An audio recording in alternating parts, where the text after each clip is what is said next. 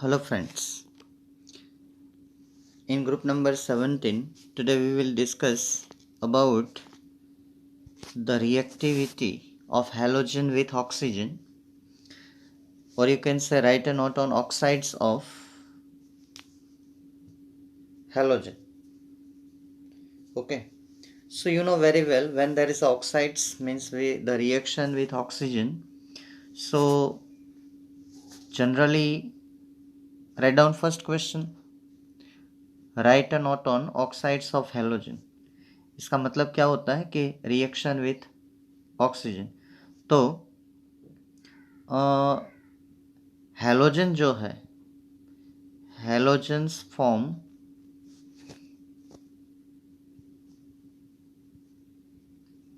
various oxides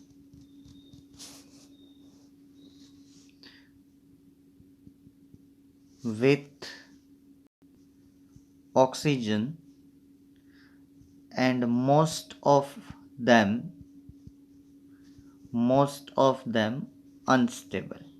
तो पहला point मैं बता रहा हूं आपको कि जितने भी ऑक्साइड है they are the unstable. Second important point is their oxidation state of different halogen. Oxidation states varies from +1 to +7. जो भी ऑक्साइड्स बनते हैं उसमें ऑक्सीडेशन स्टेट +1 to +7 है. थर्ड वन इम्पोर्टेंट स्टेट ये है कि स्टेबिलिटी ऑर्डर ऑक्साइड्स का स्टेबिलिटी ऑर्डर, जो पहले मैं इम्पोर्टेंट पॉइंट बता देता हूँ, उसमें यूजेस भी हमें इंक्लूड करने हैं. Iodine greater than chlorine oxide greater than bromine, ये कॉम्पिटिटिव एग्जाम में पूछा जाता है क्योंकि रेगुलर ट्रेंड नहीं है. ठीक है, तो this order is most important, the stability order of the oxides. Okay, तो इसका रीज़न क्या है, चलिए हम रीज़न देखते हैं कि ऐसा क्या है कि आयोडीन. तो रीज़न में पहला रीज़न ये आता है, फर्स्ट रीज़न इज कि oxides of iodine are highest stable. क्यों हाईएस्ट स्टेबल है? क्योंकि आयोडीन की साइज बहुत बड़ी है, आपको पता है. Due to greater polarizability. अगर आपको फजान्स रूल पता है, जितनी पोलराइजेबिलिटी ज़्यादा होगी कितना कोवेलेंट कंपाउंड बनेगा तो ये स्टेबल होगा ड्यू टू ग्रेटर पोलराइजेबिलिटी. आप फजान्स रूल जरा देख लीजिएगा तो आपको पता चल जाएगा. पोलराइजेबिलिटी ऑफ आयोडीन, ठीक है, क्योंकि आईओ बॉन्ड जो है वो स्टेबल हो जाता है ड्यू टू कोवेलेंट कैरेक्टर. उसके बाद बारी आती है क्लोरीन की. तो chlorine has a capacity to form double bond. Chlorine के पास क्या कैपेसिटी है? Due to presence of d orbital. Fluorine में तो डी ऑर्बिटल नहीं है. Chlorine carbon double bond oxygen बना सकता है, इसके पास कैपेसिटी है डबल बॉन्ड बनाने की. Okay, due to presence of d orbital, due to presence of d orbital. अब तीसरा रीजन ये आता है कि ब्रोमीन का ज़्यादा स्टेबल क्यों है? क्योंकि ब्रोमीन जो है मिडल रो एनोमलिसिटी का शिकार हो जाता है.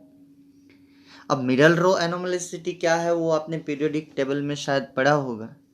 ठीक है, कि जो हम वैल्यू एक्सपेक्ट करते हैं इलेक्ट्रोनेगेटिविटी, जब पीरियोडिसिटी रेगुलर नहीं चलती, जैसे कि down the group ionization enthalpy decreases, electronegativity decreases. In a period left to right electronegativity increases. Acidic nature of oxides, basic nature of oxide, metallic character, non metallic character, ionic radius, atomic radius, ये जो सब में regularity नहीं आती उसको हम बोलते हैं मिडल रो एनोमलिसिटी. तो ब्रोमीन कहीं ना कहीं उस चीज़ का शिकार हो जाता है. तो ब्रोमीन जो है उसमें एक तो due to the middle element, इसमें पोलराइजेबिलिटी पावर भी इतना नहीं है, आयोडीन बड़ा है, ब्रोमीन उससे छोटा है।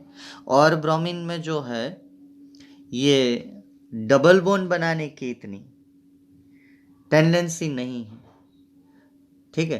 तो उसको हम बोलेंगे एनोमलिसिटी। नहीं बनाता है ऐसा मैं नहीं बोलता हूँ, लेकिन वो अनस्टेबल होता है, तो इसीलिए ये ऑर्डर आता है, ऑर्डर आयोडीन। वरना आप रेगुलर लेंगे तो कैसा आएगा, down the group stability increases, तो आयोडीन के बाद ब्रोमीन आना चाहिए ना, आयोडीन के बाद कौन आना चाहिए, ब्रोमीन आना चाहिए, लेकिन आ कौन रहा है, हाँ जी, क्लोरीन आ रहा है, ब्रोमीन लास्ट में जा रहा है।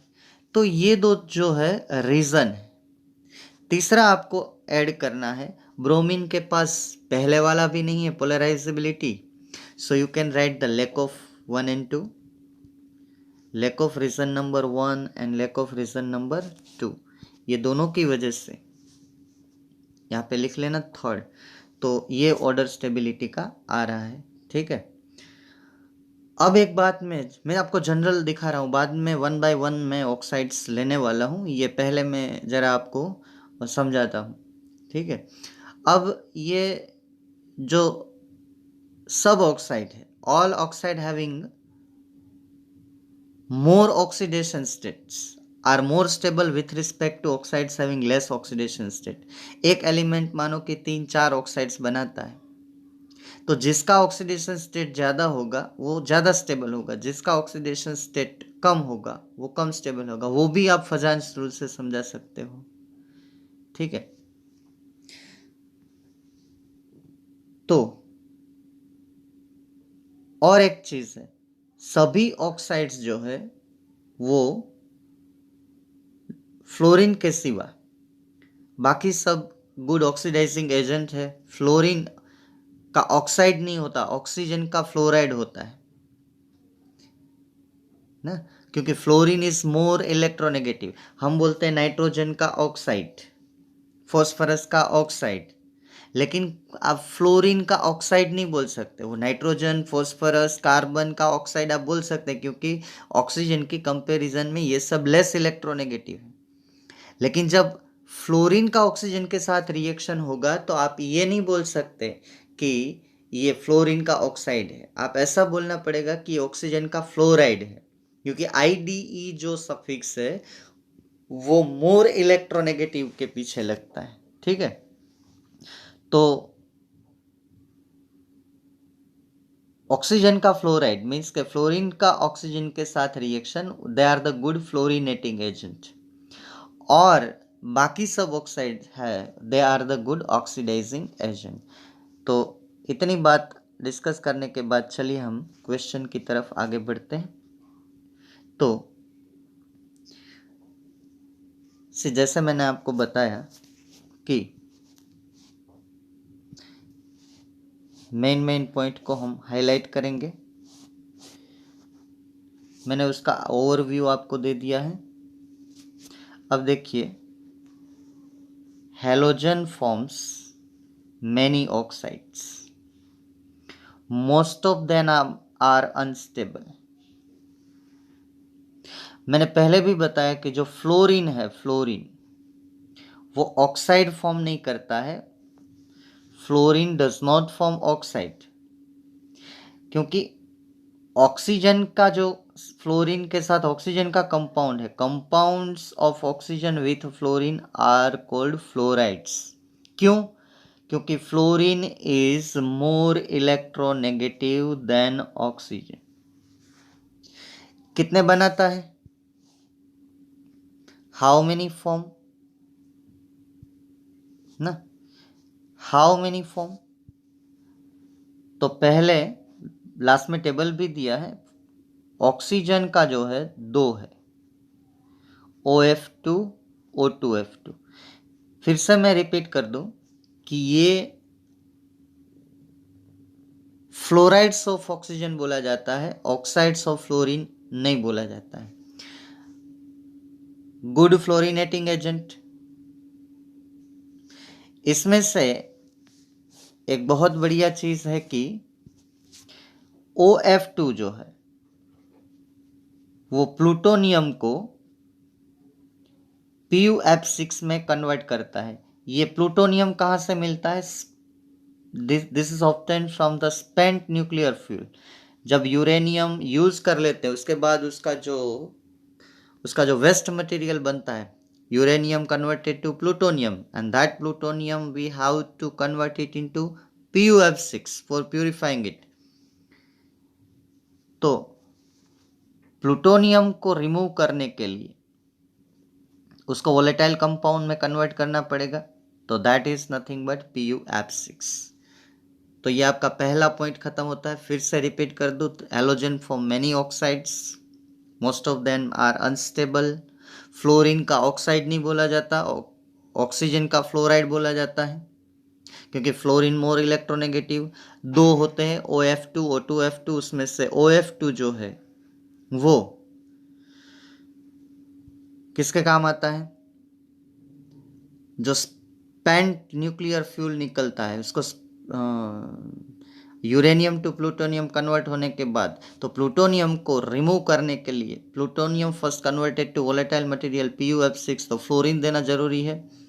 अब देखते हैं, चलिए क्लोरीन के ऑक्साइड्स कितने बनते हैं। फ्लोरीन की बात खत्म हो गई, अब बारी आती है क्लोरीन की। ठीक है, चलिए क्लोरीन के बारे में सोचते हैं। तो क्लोरीन जो है वो ये 4 ऑक्साइड बनाता है, Cl2। आप ऑक्सीडेशन स्टेट भी मैंने पहले बोल दिया कितने ऑक्सीडेशन स्टेट्स है, उस वो पॉइंट्स आप पहले लिख लेना, बाद में ये ऐड कर देना। Chlorine form this 4 oxides, they are, main point में हाईलाइट कर रहा हूं, they are the oxidizing agents, tend to explode. ये सबके पास एक्सप्लोज, they have explosive nature। इसमें से जो ये ClO2 है माय फ्रेंड्स, क्लोरीन का ये एक ऑक्साइड ClO2, इसका यूज होता है एज ए ब्लीचिंग एजेंट, कहाँ पे? पेपर, ऑब्जेक्टिव में काम आता है, paper pulp, textile and in water treatment. ये प्रिपेयर करने वाला क्वेश्चन है, थोड़ा बैठ के लिख के प्रिपेयर कर दीजिएगा। अब पहले ही मैंने बता दिया है ऑर्डर आपको कि ऑर्डर क्या है, स्टेबिलिटी ऑर्डर। तो स्टेबिलिटी ऑर्डर जो है उसमें आयोडीन हाईएस्ट स्टेबल है, आयोडीन के ऑक्साइड। अब क्लोरीन के ऑक्साइड बाद में आते हैं। वाई? तो उसका रीजन आपको दिया गया है, the stability of oxide can be explain due to the fact of multiple bond formation. दोबारा लिखने की जरूरत नहीं है, अगर आगे लिख लिया है तो वो पॉइंट ठीक है।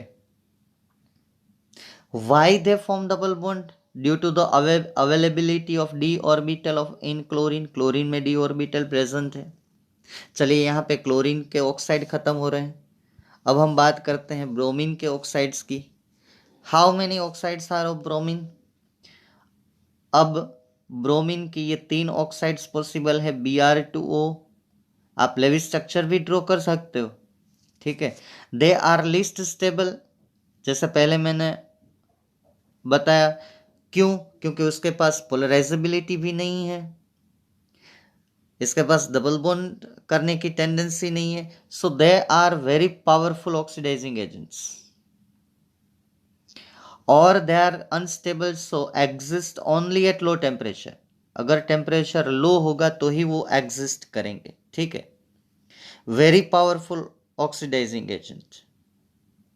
अब वो अनस्टेबल क्यों है?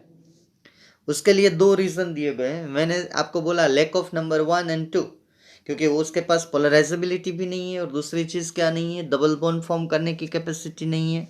मैं ऐसा नहीं बोलता हूँ नहीं फॉर्म करेगा, लेकिन वो अनस्टेबल फॉर्म करेगा। देखिए यहाँ पे why they are unstable. Reason number 1, bromine can not form multiple bond with oxygen. Second one is the less polarizability of BrO bond, ठीक है। तो ये सब मैंने इंफॉर्मेशन आपको दी, वो है ऑक्साइड्स ऑफ ब्रोमीन। चलिए अब बात करते हैं हम oxides of iodine. 3 oxide form होते हैं आयोडीन के, I2O4, I2O5, I2O7। कितने oxide? 3 oxides are form.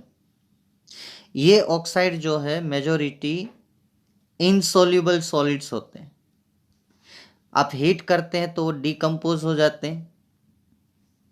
So they are also very good oxidising agent, क्योंकि ऑक्सीजन इजीली अवेलेबल है।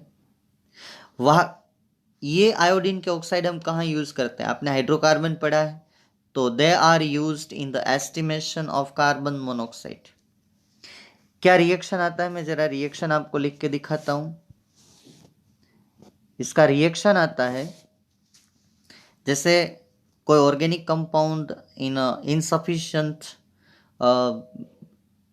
ऑक्सीजन बर्न होके कार्बन मोनोक्साइड में कन्वर्ट होता है। ये देखिए कार्बन मोनोक्साइड। अब कार्बन मोनोक्साइड में आप I2O5 डालेंगे तो आयोडीन लिबरेट होगा, और कितना कार्बन डाइऑक्साइड बनेगा इसके हिसाब से बैलेंस नहीं है। लेकिन ऑर्गेनिक कंपाउंड में जो पहले कार्बन है, that carbon is converted to carbon monoxide, and then that carbon monoxide treated with I2O5, iodine is liberated and carbon monoxide is formed. And by measuring the quantity of carbon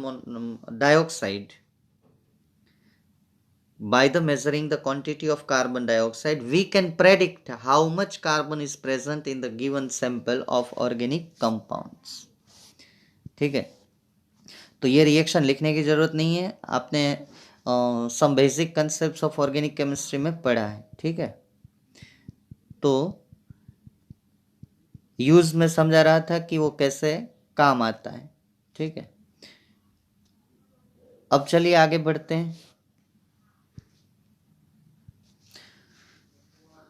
तो कहां पे use हो रहा है? Used in the estimation of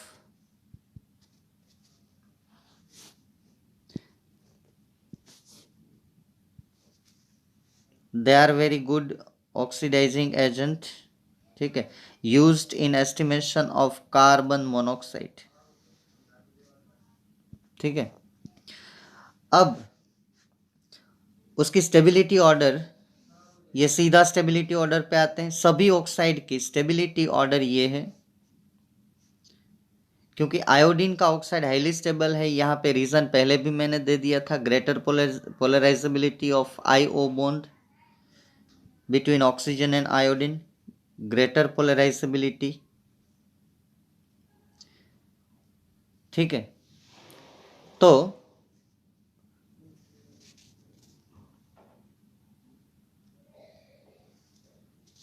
अब एक table बना लीजिए आप।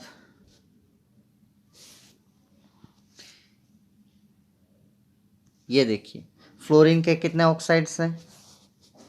ये 2। क्लोरीन के कितने हैं? ये 4। ऑक्सीडेशन स्टेट भी आप कैलकुलेट कर सकते हो। ब्रोमीन के कितने हैं? ये 3।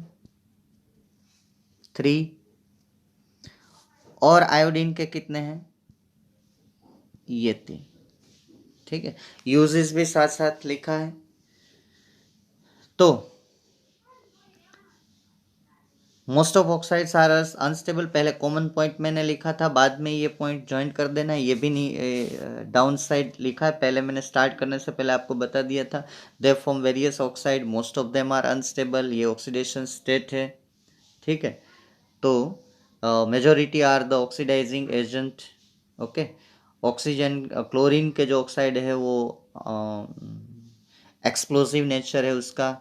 इसमें से ClO2 जो है वो used as a bleaching agent for paper pulp and water plant in textile industry। ठीक है, तो during the use of oxides of chlorine, एक बात ध्यान में रखिएगा, फ्लोरीन का ऑक्सीजन ऑक्साइड नहीं बोला जाता, वो ऑक्सीजन का फ्लोराइड बोला जाता है। ठीक है, तो ये पूरा टेबल भी प्रिपेयर कर लीजिए, कौन हैलोजन के कितने ऑक्साइड्स है। ठीक है, तो नेक्स्ट हम हाइड्रोजन के साथ रिएक्शन डिस्कशन करेंगे। ये जो है एक बार ठीक से देख लेना। ठीक है, एनोमलिसिटी अगर समझ में नहीं आती है तो कोई बात नहीं, सिर्फ आप 3 reason why they are unstable, why iodine oxides are stable than the chloride and chloride are more stable than the bromine oxide. Clear? तो इसको आप फ्रेम करके लिख लेना। Okay, thank you friends, thank you very much.